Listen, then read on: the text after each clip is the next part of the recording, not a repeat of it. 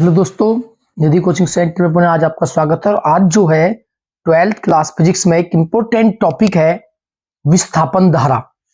विस्थापन धारा जो कि फिजिक्स में बहुत इंपॉर्टेंट टॉपिक है, जिसे बोलते हैं डिस्प्लेसमेंट करंट। और जो एम्पियर नियम का जो संशोधित समीकरण है उसको भी दिखाते हैं। तो विस्थापन धारा क्या है? विस्थापन धारा वह धारा है जो किसी चालक में विद्युत क्षेत्र अर्थात विद्युत फ्लक्स में परिवर्तन के कारण उत्पन्न होती है, उस धारा को हम विस्थापन धारा कहते हैं।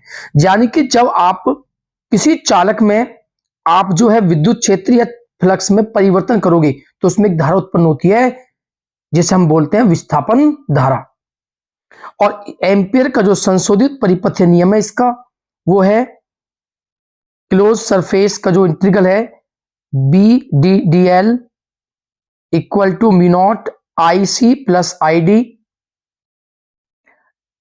जिसे हम आई डी को phi naught epsilon naught D phi E upon D T लिख सकते हैं। यानी कि डिस्प्लेसमेंट करंट क्या है? The displacement current can be defined as the current which comes into play in the region in which the electric field and the electric flux are changing with time. यानी कि जब electric flux और electric field में आप change करते हो तो वहां पर आपका एक करंट इंड्यूस होता है जिसे आप बोलते हो डिस्प्लेसमेंट करंट। तो ये होता है आपका डिस्प्लेसमेंट करंट, जिसका जो modified equation of Ampere's law आपकी है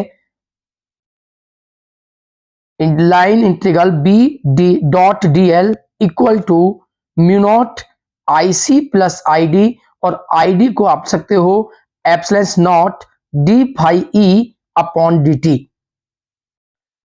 तो ये आपका जो मॉडिफाई इक्वेशन है एम्पियर जो लॉ है उसकी।